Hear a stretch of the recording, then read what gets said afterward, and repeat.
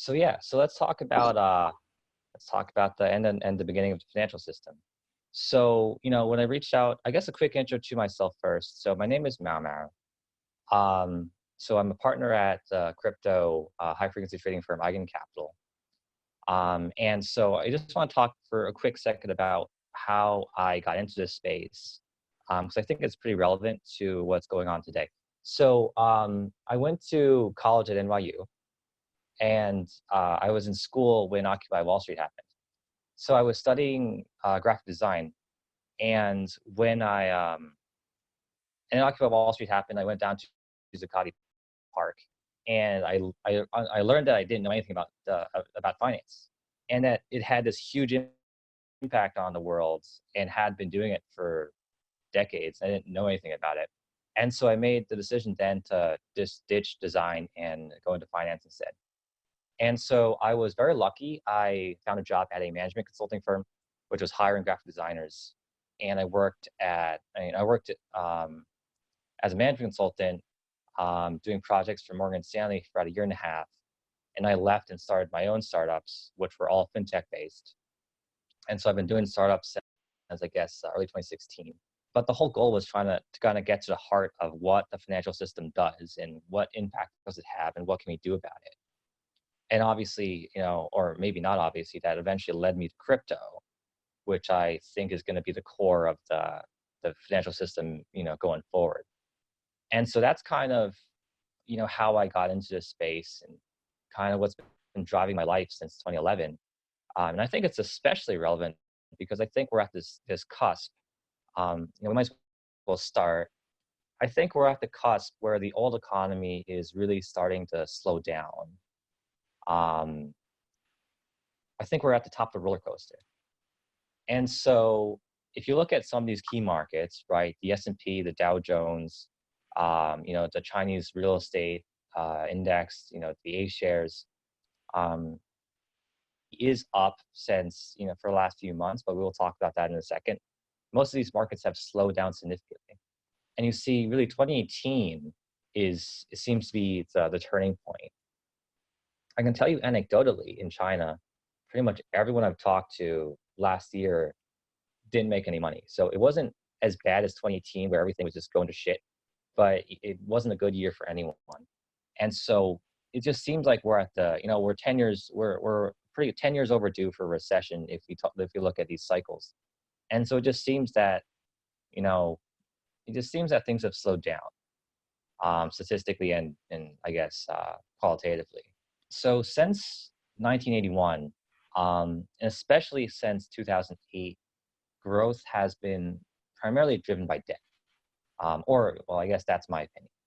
And so if we look at this chart over here, which is the US, we can see that debt really started ticking up around 1981. There was a slight reduction in debt during the Clinton administration. And then you see this other huge uptick during 2008, which continued through the Obama administration. And really, it's been, really my opinion has been, it's been debt that's been fueling all the growth since 1981. We've essentially been, if you look at China, you see kind of a similar pattern where there's a growth in debt since 1981. And then as the country liberalized, you increasingly see this spike in debt. And I think the really interesting thing is you see this spike in household debt, much of which was used to finance real estate purchases. And so the point I'm making here is my view is that debt has been the primary driver of growth as opposed to growing productivity since 1981. And so we've basically been putting the entire world's economy on a credit card, and at some point we have to pay for it. So central banks, which have been a pretty significant driver behind this trend, another worrying thing is that they're losing influence over the economy, which is bad because they're the ones that kind of got us in this mess in the whole place. And so, especially again, since 2008, interest rates have flatlined. So, interest rates are used by central banks to kind of stimulate spending activity. They basically make getting cash cheaper by reducing the interest rate for loans from the central bank, which trickles down to commercial banks and potentially to savers at the end. However, if these interest rates are zero, or then there's not really much they can do. Now, there have been experiments for negative interest rates.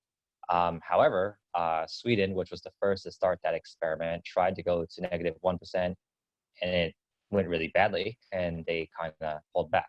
And so I guess what we can say is it doesn't look like that's a very promising experiment. And just that just seems perverse, honestly. Just why should you get taxed to save money? That just seems like, it seems negative. It seems contrary to the market at the very least. We also see the world drowning in liquidity. So quantitative easing is measures that central banks take to essentially increase the balance sheet of whatever they want to increase, commonly through buying bonds. And so, again, you see this big uptick, in this case, 2006, 2007. And so if you remember the narrative around then, quantitative easing was pitched as a way to kind of get past the hump of this unfortunate recession. But it really hasn't been the case. You see quantitative easing increasing. You see it slightly tapering the last few years, but not really. It's still significantly past kind of historical levels if you look at it from multiple decades in terms of a time span. And then the other thing is you see the European Central Bank, you see the Bank of Japan, the Bank of England, you see everyone else stepping up their QE programs. And so you can't just create assets out of thin air, right? For every asset, you have to have a liability. So quantitative easing is basically just driving up debt through central banks. And so here is kind of the chart I want to just point out. So the S&P is up for this year, for the last few months. I think it's maybe close to record high, but it's also closely linked to more quantitative easing. And the other thing, which I don't have a chart to back up, but much of the stock market's growth has been driven by a pretty small subset of companies. And so it's very, I think it's debatable how much of this is due to, for example, positive market sentiment towards the future of the economy, towards, stronger earnings from each of these companies, which they can use to trigger buybacks, or just from, again, central banks just throwing cheap liquidity at the market. So currency depreciation has been a continuing trend. And so the dollar compared to the consumer price index, which is a basket of commodities like bread, like rice, like oil, cooking oil. So the dollar has decreased against CPI by about 20% since 2008. And so that's only 12 years ago. And so if you had $100 in the bank in 2008, it's basically worth $80 now, which is a pretty, well, it sucks, right? Same deal for RMB. I bring up USD and the RMB because these are, the biggest and the second biggest economies in the world. And the RMB has been on a similar trend. In fact, I think today it might be close to under $7 per 1 RMB. And certainly with what's happening in China's market, I think it's unlikely that it's going to go up anytime soon. So basically, we are stuck, or I think we are stuck somewhere in the middle of this debt cycle. So this chart is from Ray Dalio's book, Principles for Navigating Big Debt Crises, which is a great book, and it's free online. And so, we're probably somewhere around here. We're probably somewhere around the top, if not somewhere past the top and nearing a depression.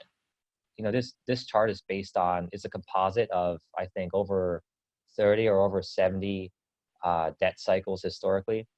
We're probably going to have to follow the cycle to the end, whether we want it or not. And, if all things go well, then we'll have a recession. It's going to suck. And then we'll kind of get rid of some of these toxic assets and, just kind of gradually return the economy back to normal. And hopefully we can come back on the other end and potentially start a new debt cycle, or even better, don't start a new debt cycle, do something else. However, it's basically unclear how bad the recession is going to be. And I think that's the big thing on everyone's mind because that's probably the thing that we're going to experience next. And so, one of the reasons why I think this depression is going to suck for a lot of people is because income inequality has really increased for the last 30 years. Well, I guess 40 years now, especially for the top 0.1%. So when Occupy Wall Street happened, I don't know if you recall this, but the big rallying call was that we are the 99%. One of the central themes of Occupy Wall Street was that the top 1% were accumulating a larger and larger percentage of the pie. And if you look at kind of these charts over here, you can see that um, wage growth has been quite uneven. Basically, the closer you get to being the richest person in the world, the more your wage growth has soared. And so it's almost to a point where being in the top 1%, it doesn't even make you, that much of a winner in this economy. It's almost like if you're in the top 0.01%, you're almost off the chart. It just shows how income inequality has been prevalent at every level of the economy. Practically, that means for most people that there's not a lot of savings, that there's less income in the future to go around, that in the case of a depression, a larger piece of the population will be less prepared for a depression and more sensitive to one. And yeah, it's gonna suck. Oh yeah, like some of my slides are messed up. But yeah, the impact of climate change is finally showing up. And so you can see, these are two images. The one on the left is Alaska, where a large amount of salmon that were swimming upstream uh, um, overheated, and so it was hotter than it was hotter weather than usual, and yeah, they overheated. They were trying to swim upstream, and the water was too hot, and so there's a bunch of dead salmon there. And the image on the right is Australia, where I'm sure you've been aware of the fires that have basically burned, I think, like 80% of the country, have been basically uncontrollable, have killed, I think, over 500 million animals and destroyed these habitats. And so that happened, and that's probably likely to increase further as we experience things such as feedback loops. Yeah, it's not going to be great. So, we started this by saying that we're at the top of the roller coaster. So at this point, this great thing called the coronavirus showed up. And so, in my view, the media kind of response to coronavirus has been uh, kind of muted. So kind of quick anecdotal note about what's happening in China. So at this point, basically every major city is under lockdown. Beijing entered lockdown yesterday. Shanghai, I think, maybe the day before. Now, there are different stages of lockdown. So Wuhan is completely locked down. No one can get out. People can still get in. So in Beijing and Shanghai, basically every 2 days, one person can leave their house per household. So railway travel has greatly increased. Cross-province travel has greatly decreased. Many highways have been closed. All the logistics companies have been unable to function. I'd say probably most companies, except for ones like ours, which are fortunate enough to be able to work remotely, are unable to return to work and may not be able to return to work until at least the end of February. And so if you consider that, basically, what that means is that China, which manufactures a huge amount of the world's, raw materials or finished products or whatever, and also has a population of 1.4 billion, basically China cannot work for a month. And so that's probably going to cause significant disruption, to put it lightly, to global supply chains, to trade, and it's going to exact a huge cost on the people of China. And it's doing that at a time when the economy is highly fragile and potentially propped up by large amounts of quantitative easing. And so I just want to talk about the coronavirus for a second, specifically, because I think, there have been potential cases in New York. Certainly there may have been many infected people inside the United States that we don't know about, because at best, diagnostic tests are have a 50% false negative rate. And so some facts about the coronavirus. So it's highly infectious. At this point, it looks like the R naught, which shows that how many people each infected person can infect, is anywhere from 2.5 to 4, which is quite high. So infectious people can be contagious without symptoms, including dry cough, fever, or difficulty of breath. And so people can have symptoms for up to 24 days and can be contagious for some period of this time, which is crazy, right? So someone could just show up, have no cough, no fever, have nothing, and just infect someone else with the coronavirus. The virus can survive for up to 9 days on flat surfaces, if not disinfected. And just a few days ago, the Chinese government released the newest version of their facts about the coronavirus, where they stated it's capable of aerosol transmission. So aerosol transmission means that the virus can be transmitted airborne at a range of up to 500 meters. So the coronavirus is potentially deadly. So for healthy people, the mortality rate is 1 to 3%. It looks like it's going to be 1 to 3%, which is kind of okay. I mean, it's not okay. It's still really high, right? The mortality rate for the flu is 0.1%, but it's kind of okay. But for those over 60, or for those who have compromised immune systems, it can be deadly. And so a recent article in The Lancet, which reviewed 99 cases of the coronavirus, found that for those over 60, 30% developed acute respiratory distress syndrome, which basically means you can't breathe. And so you need either to have, you need to be sucking oxygen, or you need to have a tube, stuffed in your throat or something. And so ARDS has a mortality rate of 50%. And so for those over 60, or for those with compromised immune systems, the mortality rate could be up to 15%. If ARDS happens to you, your quality of life is going to be greatly impaired for the rest of your life. The other really, really bad thing about the coronavirus is that it seems to trigger what's called a cytokine storm, which basically means that the virus attacks your immune system. And so at this point, I think it's unclear whether it's permanent damage to the immune system or temporary. But either way, it sucks, right? And it's just even worse for those with poor immune systems. And so please, wash your hands frequently. If you can, bring some hand sanitizer or alcohol wipes with you. Certainly wash your hands before eating anything. Don't touch your eyes. Disinfect surfaces that you're around, especially around your home, and consider wearing a face mask, and reconsider public gatherings like the one we're currently in. Being in China, it's pretty bad. Things are going to get a lot worse before they get better. So I think, so to summarize, we're at a point where there's no more water but the fire next time. We're past the point. I think we're past the point of self-correction. Even if we were close to the point of self-correction, even if that chance existed, the coronavirus just completely obliterated that possibility. And we are close to the end of the system as we know it. We're at the top of the roller coaster, and we're about to go down.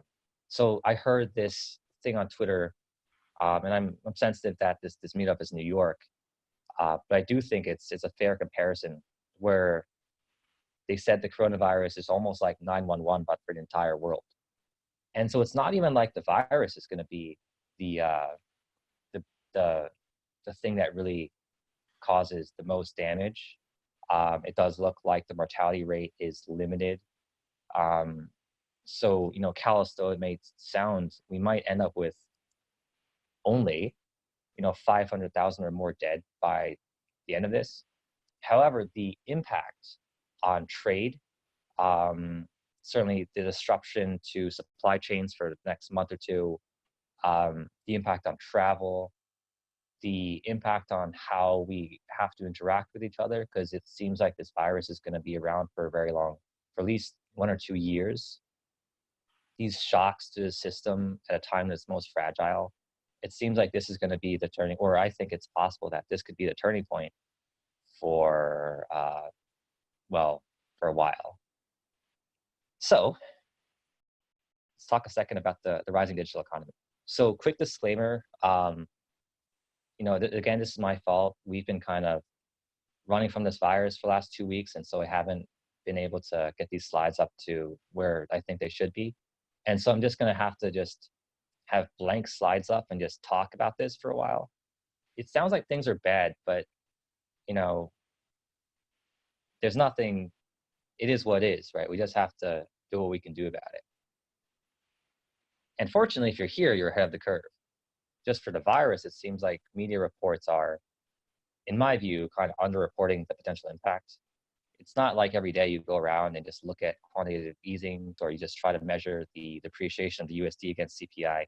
And so I think, if you're here, then at least we can start looking forward in an informed way and see what we can do about it. Yeah, so this is my first slide that's got nothing on it. So in my view, and this is obviously conjecture, and I think it'd be great if we could just have a discussion after this, and I'd love to hear everyone else's thoughts. In my view, in the future, the only real scarce resources are going to be food, trust, your health, and Bitcoin. And so food, China is another great example. Obviously, it's very close to my heart. So China, I think, kind of a prevalent image of China is the farmer with the little like rice hat on these rice paddies, like Jet Li in that one movie. But China is actually a net importer of food. And China, is actually experiencing a pig flu where 50% of all China's pigs had to be culled. So that's a lot of pigs. And it's currently experiencing an avian flu where millions of chickens are being thrown into pits and buried. And because logistics in the country are all fucked up, so there's tons of produce that's been essentially rotting away because it can't be transmitted, because it can't be transported because the highways are closed. And with all that being said, I think the other major impact globally, besides increased virus, besides all this, besides more fragile kind of supply lines, is climate change. We looked at dead salmon in Alaska a second ago. Another statistic that I wish I had a chart for, a source for, is that last year in 2019, rice harvests in Japan were down by 20%. And so these are because of unseasonably warm weather. So rice is a very sensitive crop. It feeds a huge amount of people. But it's not like wheat or these other crops aren't sensitive. And so if the temperature goes up globally by 1% or 2%, then it's just going to have huge impact on big parts of the world and their ability to be sustainable. Now, there is the potential to kind of move to colder climates like Scandinavia, like Russia, like Canada, and keep farming there. But the other impact of climate change is not just increased temperatures, but also greater unpredictability and more extreme weather. If you look at Canada, which you would think would be a net winner in all this in terms of agriculture, because parts of Canada which were not arable because it's just too cold, will now be candidates for farming, or you'll be able to farm there for longer parts of the year. But if you look at Canada, 2019 was actually quite difficult with weather being more unpredictable. There was entire harvests or droughts. Yeah, food's going to be scarce. We should stock up or something. So it's currently unclear what the long-term effects of the coronavirus will be, but it may have a permanent effect on your immune system. I think, and this is again drawing from the experience back in China, where you have over 1 billion people who are basically have been staying at home for the last 2 weeks because it's too dangerous to go outside. I think Greta Thunberg put it best during her speech when she said that it's not productive anymore to believe in fairy tales of endless economic growth. And I think, especially in New York, I think all of us, certainly when I was living there, I think there's this culture to endlessly grind your way to the top. New York is certainly, I think, a very dog eat dog kind of place. And I think that kind of uh, culture only is relevant when growth is the end all and be all. And certainly I think that's been true of the economic system globally for the last 50, 100, 200 years or longer, where growth is kind of the salve that heals everything. And so people are just being thrown into this meat grinder to maintain growth. And I don't think that growth is sustainable anymore. I think, I think this year was when we hit the tipping point. It's been a very eventful year. And so, yeah, your health's important, It's sometimes it's not worth grinding those few extra hours. And finally, Bitcoin. So, I think most people in this room are familiar with Bitcoin, but Bitcoin, as you know, has a fixed supply. Central governments are printing tons of money through QE and flooding the economy.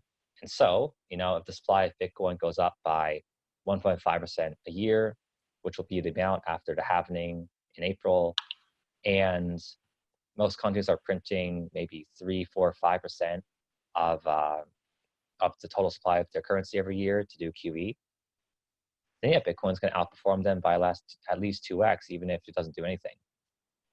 So these are the scarce resources that might be around in the future. So let's talk about Bitcoin for a second. Let's talk about something more lighthearted. So, cryptocurrency as a portfolio component, just looking at statistically, just quantitatively, it increases your risk-adjusted returns. Crypto markets have historically had very correlation to existing markets. They're just not correlated at all.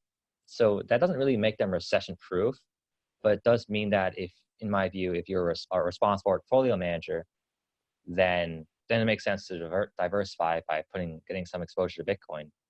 And if you don't like the way the economy is going, then no one can guarantee that Bitcoin will outperform the rest of the economy because it's not really correlated at all. But at least it's not correlated at all, and you can just put your money somewhere else if everything else is going down. Bitcoin is the opposite of currency depreciation. So these are two really great charts. These are from a Medium page called 100 trillion USD, which is great. I highly recommend it. And so Bitcoin is very cyclical. And obviously, we're dealing with a very limited data set. It's only been around for 11 years only, but it does seem very cyclical.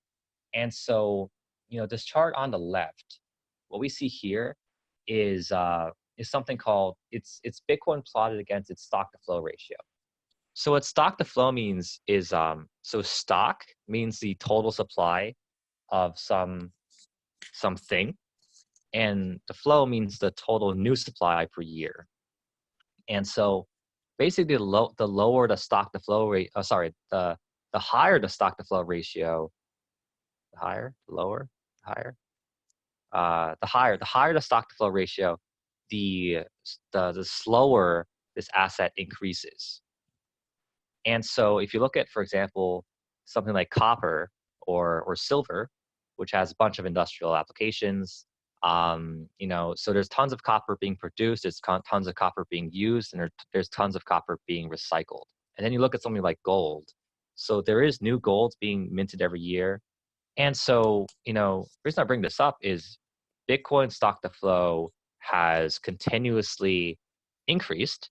So the net supply of Bitcoin has increased while the amount of new Bitcoin proportional to total supply has decreased. Obviously, in the beginning, there were more and more Bitcoin, and then we started to experience the halvings. And so in this chart, this cluster over here are shortly after the block reward decreased in, let's see, this is 2016 and 2012. And so what you see here is, so basically this blue point, this blue dot over here, is the month just before the block reward halved. And this red dot is the month right after. And so, and then, this vertical axis is the price. And so the straight line is the kind of like a fair price for Bitcoin. And you see that right after the halving increase, you see this kind of surge where Bitcoin starts lower than the fair price, then goes up to, it kind of overshoots the fair price and it kind of comes back on right onto the line. And you see kind of same thing happening over here in 2016. And also you see kind of you see that it follows the chart set by gold and silver, where their market value is kind of proportional to the stock to flow ratio. And so after this next halvening, actually, let's look at this chart over here as well. And so this is kind of an expanded version of that chart. This line over here is the theoretical fair market price for Bitcoin if we only use the stock to flow ratio. And so you see that it does seem to be following the chart to some degree. It kind of anticipates it and then overshoots it and comes back down. So I think it's a fairly useful model for us to think about these things. And so after the halvening in April, Bitcoin will actually be somewhere around here. And well, God knows if the same cycle is going to repeat itself, but if it does, then Bitcoin will probably end up at a terminal, at a kind of a new historical high of maybe around 100K, and it'll probably fall down to somewhere like 65K. So we'll see, because if it's going to happen, it's going to happen over the next 2 years. It may be a good time to buy Bitcoin. It's not an investment in rice. Do your own research. Investing as risk. So yeah, this is kind of the last thing I want to talk about. Again, I wish I had a stronger thesis or more evidence based around this. My apologies to Dex for not being able to do a good enough job on this. But I do think we're going to have to experience pretty significant change over the next forever if we don't die as a species. So I think we have to get past this fairy tale of eternal growth. I certainly don't think it's viable anymore. I don't really think it makes sense. I think, I heard that there was someone from Consensus over here. So I think it's possible we might end up in a two-tier economic system where we have ubiquitous autonomous services, maybe some of which are centrally based and some of which are decentralized. Uber is a good example. Compound is a good example. And we might have trust-based premium services where they're more flexible, they're more whatever the premium might be. But you got to trust someone. And so it is what it is. I think we'll probably have a new financial system based around cryptocurrency. And so I just want to give one example here. I know some people in crypto hate Tether. Now that being said, so there's a business partner of ours that is a very large crypto company in the Philippines. And so there's a large Chinese diaspora in the Philippines, and there's a lot of people that are kind of earning Philippine pesos and need to send RMB back to China. And so, again, Western Union is kind of the most common thing they use. And you're looking at fees of 5 to 7%.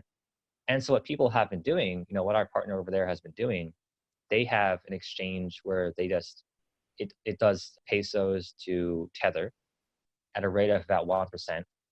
And so people are they're taking their pesos, they're buying Tether, they're sending it back to China, and they're selling their Tether for like a 0.1% spread. And so the whole transaction is done in an hour, and the net cost is 1.1%.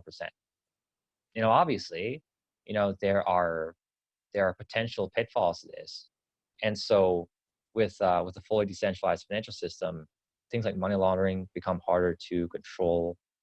Nation states kind of lose some of their key influence. So these are things we're going to have to deal with. I think cryptocurrency is just a much better customer experience. It's faster. You as a consumer, you as a user have much more control over your product, which is the currency, the asset, whichever it is. It's more private if you take proper precautions. It's a lot more automated, even though we're just at the cusp of that. So yeah, I think that's probably what's going to happen. And the last thing I want to say, which I forgot to put on this slide, and so going back to Occupy Wall Street, one of the things that I was obsessed about was one, income inequality, but also kind of the changing role of the nation state. So at the time, it seemed that, well, if Wall Street can make so much money, then it just seems like a more efficient way to organize than, government. I think the efficiency of government has always been in question. But at the same time, we need someone to maintain roads and maintain police and maintain the military. The other thing is that I think, as the world becomes more and more global, and as we become more global as millennials, which probably most of us in this room are, then I think that these concepts of organizing around a shared territory or a shared ethnicity or a shared language, I think they start to weaken. You know, if you look at the concept of a nation state, it's only been around for, you know, I think less than 200 years. And it's really based around this idea of a group of disparate people, you know, in this case, the city-states of Italy, which have been at war with each other for hundreds of years, where they were somehow able to kind of unite around this shared idea of this thing called a nation. In this case, it was based around the peninsula of Italy. And I think that concept is still around, where people can still organize around this shared idea. And I think you see it on places like Telegram, where you have all these groups, or Discord, where you have different servers, or meetups like this, where people are organizing to talk about this idea. And I think that these groups are held together by trust. And so I think all y'all came here, or a lot of y'all come here, because you know that Dex, it consistently puts on tremendous events, and it's a great community. And I think that's why some people come. And you know, I think anyone who's done business in crypto will know just how much of a premium trust is in a fully trustless financial system. And so I think that, you know, not that I have any evidence whatsoever to back it up, but I think that in the future, nation states will do whatever they want to do. But I think that people are going to start to organize around, I guess, shared ideas, independent of national lines or territorial lines. You know, I mean, I'm calling you guys from Japan, so I think that's one example. And this organization is going to have to be bound by trust, because, you know, there's only so much a blockchain can do for us. You can't put humans, you can't put a heart on the blockchain. And I don't know, we'll figure it out, right? Or we'll all die, so we'll figure it out. So yeah, that's my spiel. So yeah, we'll have to see what everyone thinks.